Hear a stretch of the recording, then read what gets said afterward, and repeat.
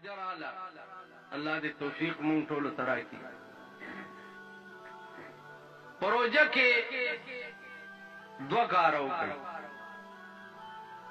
یو روجه کې کوشش وکړئ چې غیبت ونه کوئ د چا پسې بد ویل. دویم چې وخت درته میلاویږي نو امام احمد بن حنبل رحمت الله علیه خدای په خوب کې لیدلی.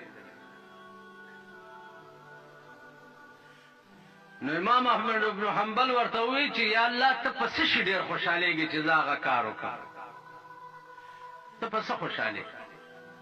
نو الله ورته په خوب کې وی چې زه خوشحالېږم زیات بتلاوت القرآن، د قرآن په تلاوت زه ډېر خوشحالېږم.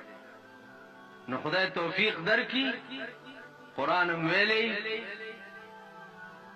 نو د دې تلاوت په روجه کې کوي. غیبت نه ځان بچ ساتي.